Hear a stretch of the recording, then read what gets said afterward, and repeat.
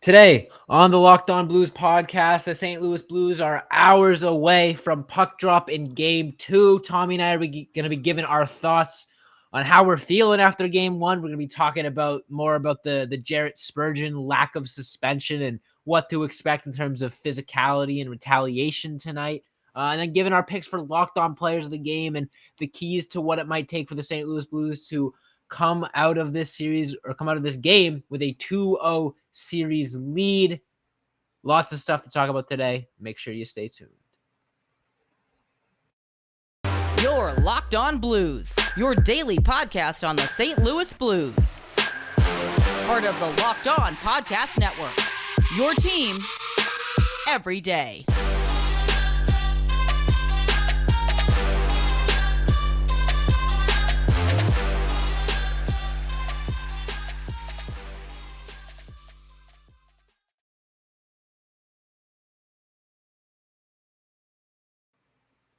Ladies and gentlemen, welcome back to the Locked On Blues podcast, part of the Locked On Podcast Network, and your number one source for daily Blues content. I'm Josh Hyman, and as always, I am joined by Thomas Welch.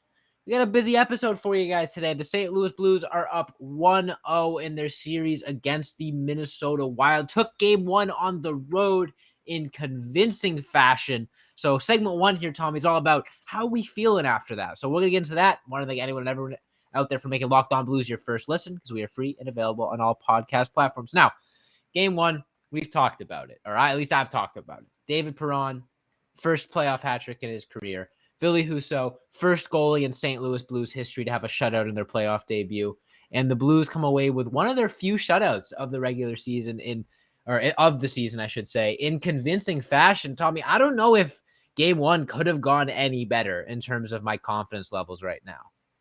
Well, I think it could have gone a little bit better just in the regards to the penalties, but I went both ways though. When you break down the bare bones of it, I think the difference in penalties from the Minnesota Wild and the St. Louis Blues was not that much. I think they had 6 apiece ended up. If not, they were close. So I think it was more the officiating was a little bit more ticky-tacky than we've seen in playoffs past, which is, you're going to get referees that happen like that. And it's whether or not you can adapt to that. And the Blues absolutely did. I think discipline was huge for the St. Louis Blues. We'll talk about it later. Spurgeon, a guy that's got, I think, 10 penalty minutes on the entire season, up for the Lady Byng trophy, starts cross-checking Buchnevich in the back of the leg. So if you know that that's happening with the Wild's captain, you know that they're getting rattled and you're getting into their head. So I think that's huge for the Blues, staying disciplined and staying physical, because we saw a lot of bodies being thrown around, and most of the time it was the Minnesota Wild on the receiving end of it. So the Blues are a big team. You love bringing up that stat, Josh. They're the biggest team in the league, and they use their size to their advantage, especially when it comes to playoff hockey. So I think that absolutely benefits the St. Louis Blues in this series. And honestly, for me, I felt pretty confident. I think I said the Blues in 6 coming into this series, so I felt pretty good about it. A lot of people said 7-game series, like each game's going to be close. I think Seth said that it's going to be a 7-game series and 5 of the games are going to be in overtime, which, by all accounts, it could still happen, right? But I think taking those things into consideration, I even told Seth, like, when it comes to head-to-head matchups, I feel like people underestimate that a lot when it comes to hockey and say, oh, it's playoffs, it's a different beast, all these things. But at the end of the day, like, me playing baseball growing up, like, if I went up against a pitcher a lot of times, and the majority of the time I got a hit off of him or I'm hitting gappers, like, I'm just seeing the ball well off the guy, right? And I feel like there's some kind of essence in that with hockey, with a guy like David Perron, who's played so well against Marc-Andre Fleury in years past. You can almost kind of expect him to have a good performance against him in goal, and lo and behold, Game 1, dude nets a hat trick. So,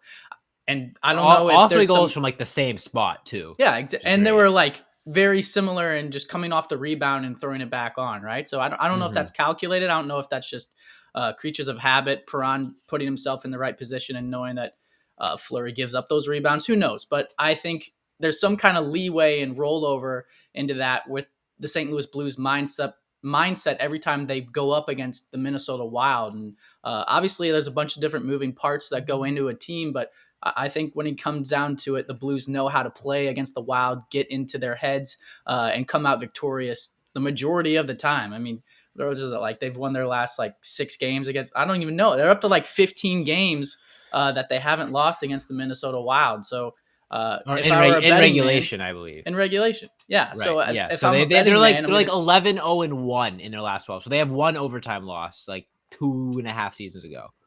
But right. yeah. So I mean, you can say all you want about how the playoffs are a different beast, but statistically, if you're going to bring down analytics, which I know Dom at the Athletic loves to do, and he loves the Minnesota what's his Wild. last name?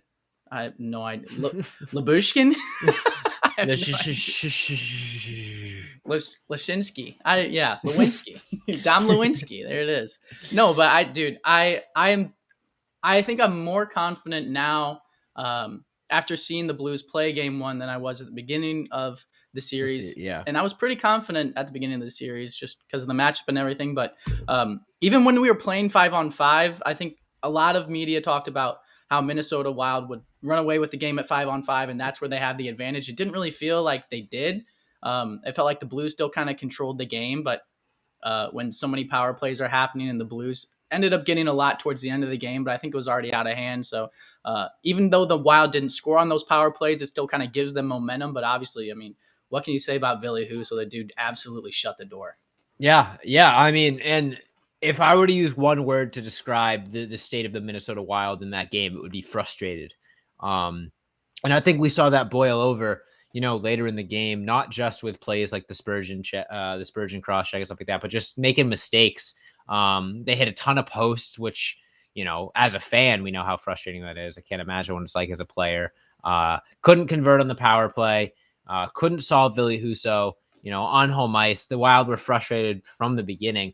But they still played hard. And like we said, we saw that kind of boil over there with that Spurgeon play. So in the second segment, we're going to be talking about that frustration, whether or not the Wild are going to channel that into maybe some positive energy tonight because, they're in need for a big rebound game, or maybe we're going to see some bit of a violent 60 minutes of hockey tonight. That's more towards what I'm leaning towards because no suspensions being given out last game makes me think that some Blues players are going to be watching that video a little bit before puck drop, just of the Buchnevich play, just to get a little motivation. So we're going to be talking about that, our expectations for the game, and more in the second segment. But before we get into any of that, the Blues have looked like an absolute wagon. Now, Rock Auto doesn't have parts for wagons, unfortunately, but they do have parts for cars and trucks with the ever-increasing number of makes and models. Yeah, there you go, G-Wagons. With the ever-increasing number of makes and models, it's now impossible for your local chain auto parts store to stock all the parts you need. Why endure often pointless or seemingly intimidating questioning and wait while the person behind the counter orders the parts on their computer, choosing the only brand their warehouse happens to carry when you have access to rockauto.com on your computer and on your smartphone. You can save time and money when using Rock Auto. Plus, Rock Auto is a family business serving do-it-yourselfers for over 20 years. Rock Auto prices are reliably low for every single customer, so you can go explore their easy-to-use website to find the solution to your auto parts needs. Go to rockauto.com right now, see all the parts available for your car or truck. Right Locked On in their How Did You Hear About Us box, so they know that we sent you. Amazing selection, reliably low prices, all the parts your car will ever need. rockauto.com. And we'll be right back with the second half of today's episode. All right, Tommy. So you made a good point a couple weeks ago about this Blues and Wild matchup, about how it's sort of similar to the matchup between the Blues and the Blackhawks in years past. And the Blackhawks, when they were at their peak of just owning the Blues, were kind of like the boogeyman. It was like every time you're against them, it was going to be a loss, or you're going to get so close. It was like almost like I said, a mythical creature, like something you just David versus Goliath. You can't slay the dragon. Exactly. And it really felt like from opening puck drop, the Minnesota Wild had a bit of a David versus Goliath mentality. They kind of played like they were having an uphill battle from the start. They played frustrated from the very beginning. I think they got away from their game a little bit. They were trying to force passes here and there. Marc-Andre Fleury was giving up some big rebounds. I felt like the Wild weren't comfortable at all from the beginning, and I mean, we saw it kind of boil over with that Spurgeon play, which we'll get into in a little bit. But what I want to ask you is, flipping things from talking about the Blues, do you think the Wild can channel that frustration into positive play, or do you think it might be more of the same tonight, especially being reaffirmed by getting, I don't want to say embarrassed on home ice, but putting up a pretty pitiful 0-goal performance on home ice in game 1? I don't know, man. I don't know. You think the Wild can rebound? Well, here's the thing with that, Josh. I think if the Wild try to get into like a heavyweight match with the St. Louis Blues, like although they beefed up, they brought in Delorier, and they've got some hefty guys over there that'll lock you down and put your teeth into the glass. I don't think they stack up against what the Blues are throwing at you with Shen, with Barbashev, with Bertuzza, with Mikula, the way that he played last game. I mean, they've got someone on every line that can throw down on you. So even if they play peak to their physical game, I don't know if they're going to be able to go toe to toe with the Giants that the St. Louis Blues have. And so that being said, I don't know if you knew this, Tommy. The Blues are the biggest team in the NHL. Yeah, statistically, logistically. But analytically.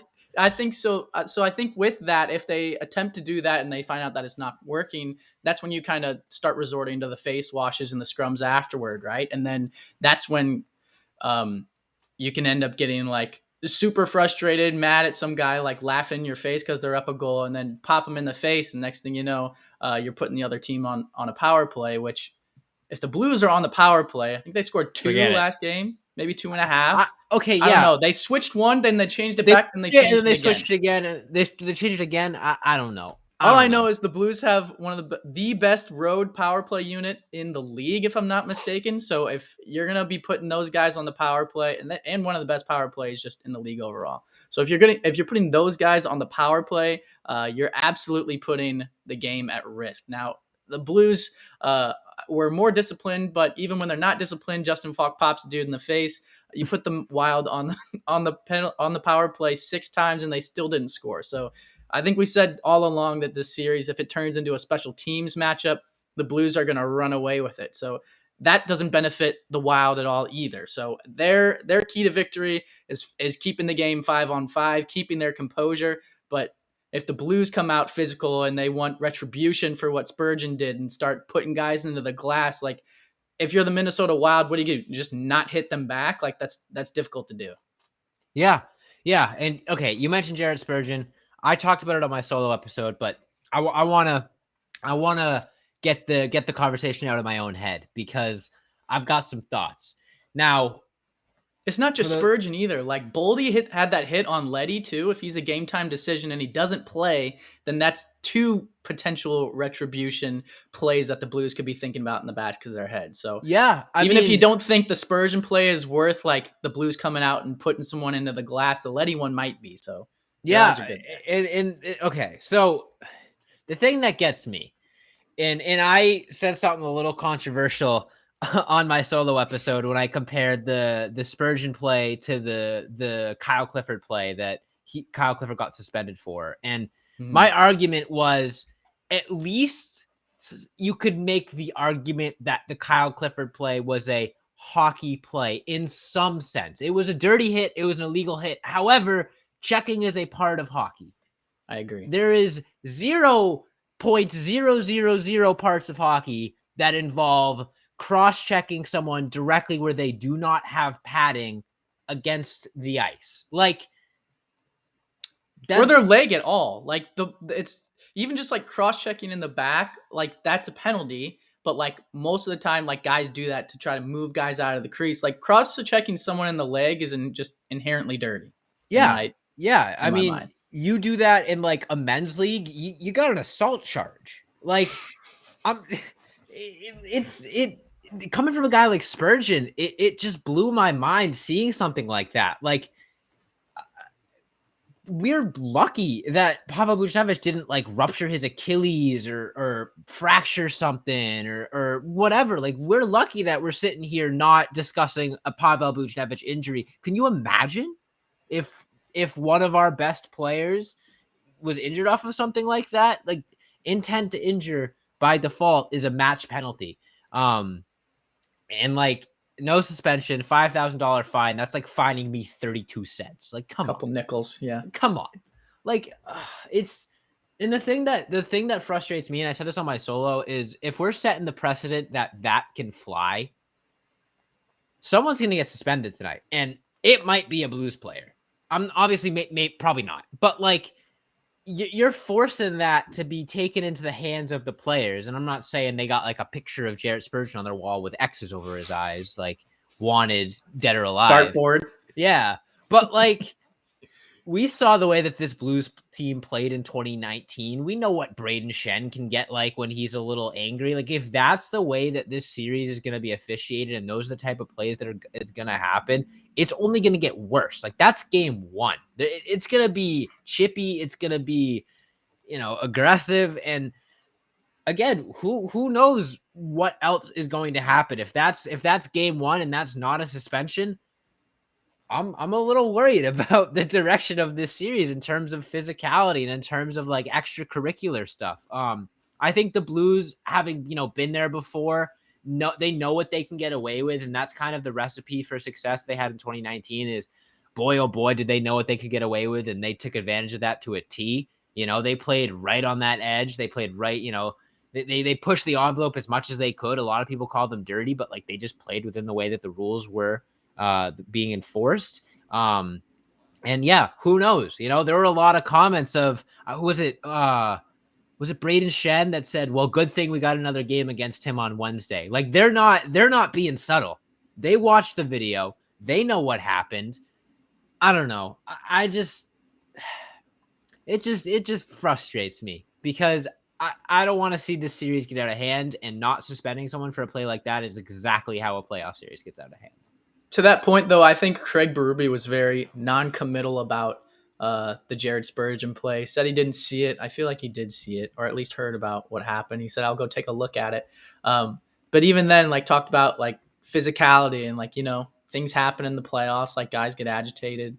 It's our job to be disciplined. It's our job to go out there and handle our business, and we did that. So I think one of the biggest things in 2019 was overcoming stuff like that, like, beyond the game, like, that can get players agitated, like the hand pass, like stuff like that. And I think Craig Berube does such a good job of that, and like talking to his team and calming them down and say, hey, like this can absolutely get you off of your game. Don't let it come out there. Handle your job. Don't let them like frustrate you. Don't take dumb penalties just because you want to put a guy into the boards. Like, just play your game. We know we can beat this team. Let's go out there and do it. So I could see the Blues. I could see Braden Shen like dropping the gloves right off the bat with Spurgeon. I could see him not touching Spurgeon the entire game.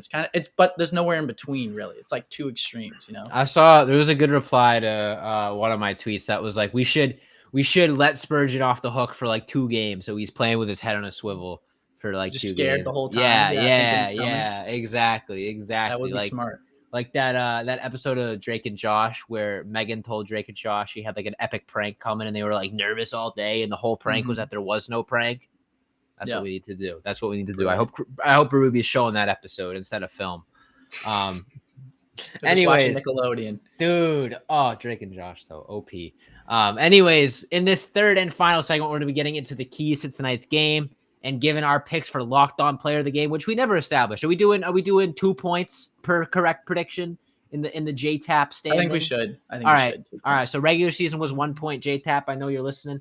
Tonight's prediction, the official start of the playoff locked on player of the game picks. I got to spend this ad break thinking about it because I want to win. It's for big money. My yearly salary versus yearly salary. Yep. Oh yeah, and pride. That being said, though, before we get into that, I want to tell you guys about our good friends over at Built Bar. Now, summer is coming, and with summer, you're going to need some food on the go. Built Bars are the perfect snack to take with you on family vacations. You can throw them in your bags, in your kids' backpacks. Make sure that everyone has a bar so you're fueled for whatever summer adventure you're going on. Best part about Built Bars, they're healthy and delicious. No more sacrificing delicious food for health. With Built Bar, you can have both, and it's easy. All you have to do is go to Built.com and order now. Plus, have you tried Built Puffs yet? If not, you're missing out. Everyone's going crazy for them. They're protein-infused marshmallows. They come in crazy flavors like banana cream pie and even churro. Who doesn't want a protein bar that tastes like a churro? And plus, I know, They're only 140 calories. And that's on the high side. Most Built Bars contain 130 calories, 4 grams of sugar, 4 net carbs, and 17 grams of protein. So go to Built.com, use promo code LOCKED15. You'll get 15% off your order. That's promo code LOCKED15 for 15% off at Built.com. And we'll be right back to wrap up today's episode.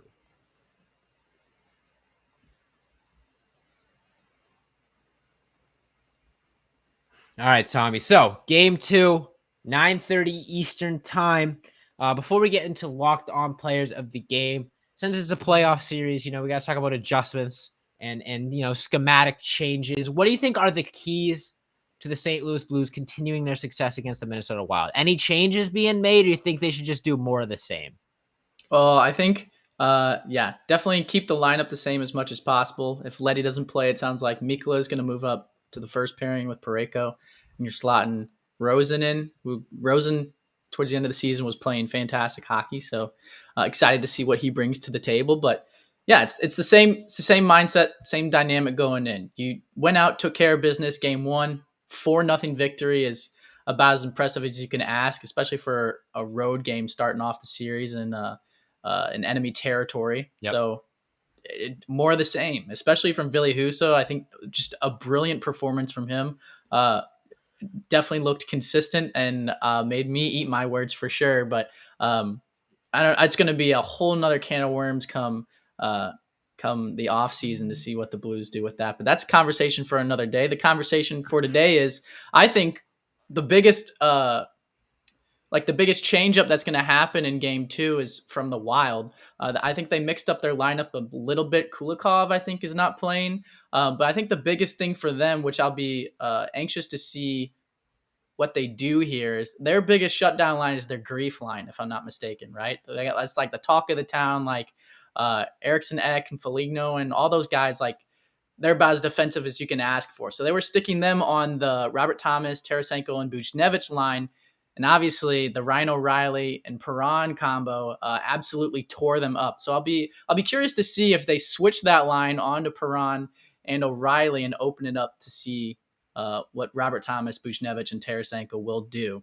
I think they will, just because you don't want to let David Perron beat you single-handedly again. And with his track record against Marc-Andre Fleury, you could make the assumption that he'll probably have success against them again.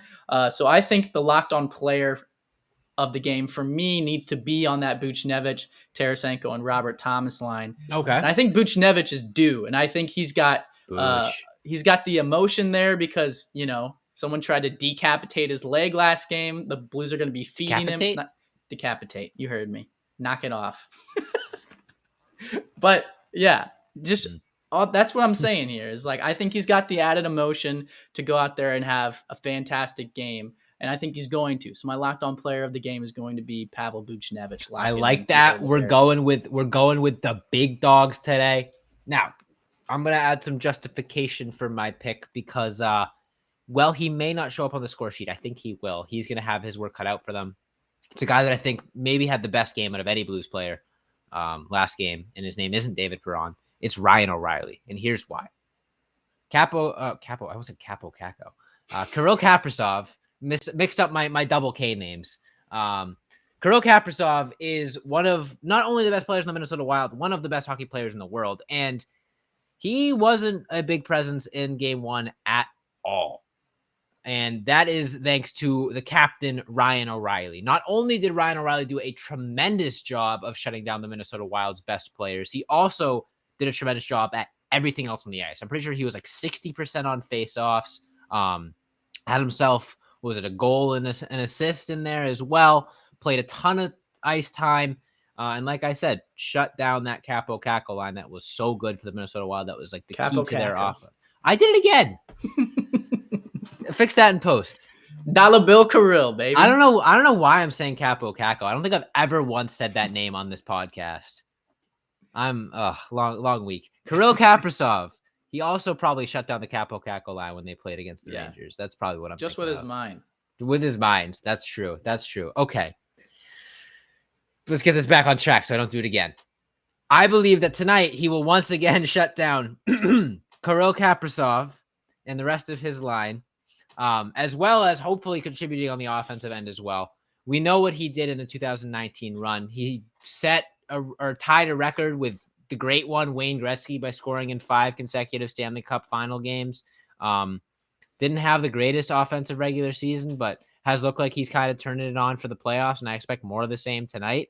The Wild That's did what I've been curious too. Sorry not to cut you off, but I feel like a lot of the veteran guys on the Blues, maybe like David Perron for sure, Ryan O'Reilly for sure, even maybe like Tyler Bozak. Like I feel like all of them. We always talk about this, like having those veteran guys that have Stanley Cup experience, like they know how to gauge the gas meter, right? And they know when to like turn it on, and like they know they're gonna have to conserve the tank near the end of the season because once the playoff starts, you got to give it everything you've got, right? Yeah.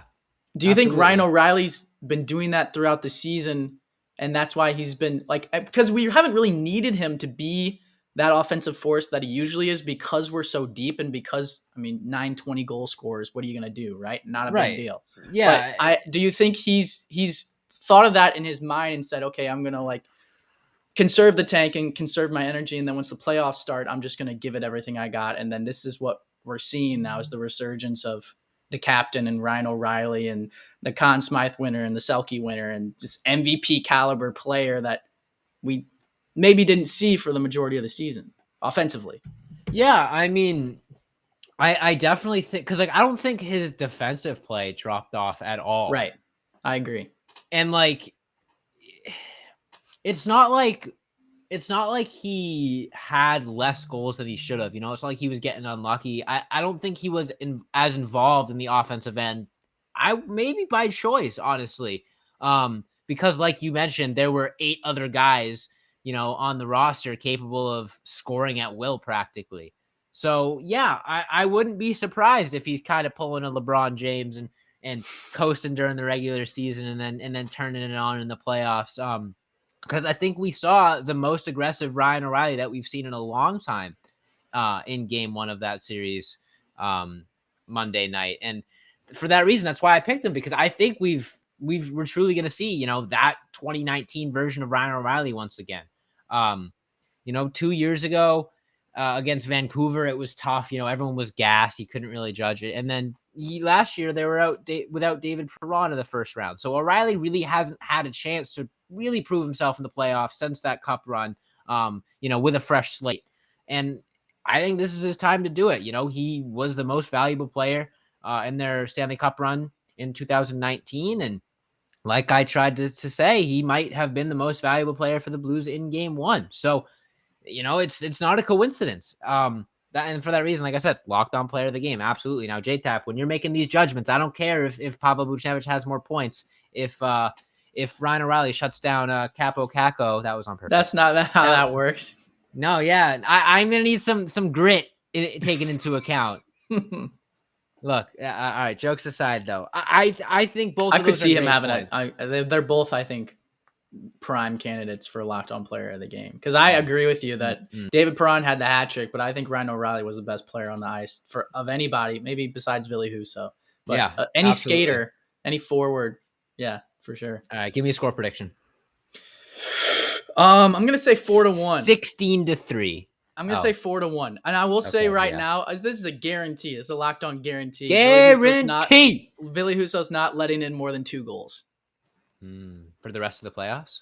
For this game, the Blues. I don't know. Maybe the rest. I would say 3 for the rest of this series. Okay. Just because we play the Avs, and you never know. My score prediction. Let's go. I'm thinking 5-2 with an empty netter for the Blues. I like it. I think the Blues are just too much for the Wild to handle offensively. Should be a fun game though, and we'll have the reaction for you guys tomorrow here on the Locked On Blues podcast. That being said, though, that is all the time we have for you guys today. Want to thank everyone out there so much for listening to our show. Make sure you hit that follow or subscribe button on whatever podcast platform you're listening to us on. Check us out on YouTube as well. We've been posting a ton on there, getting a lot of subscribers, getting close to 250, which is awesome. 250. No big deal. Make sure you hit that subscribe button there. Hit that notification bell. Whenever we upload a new video, you'll be the first to know. Leave us a comment. We'll try to interact with all those comments and, reply to you guys, all that fun stuff. Follow us on all of our socials, Instagram, Twitter, TikTok, and Facebook at Locked On Blues. Follow me at Josh Hyman NHL. You can follow Tommy, other side, at TWelcher15. There it is. Oh, I'm all out of sorts today. Thanks so much for listening. And as always, let's go Blues.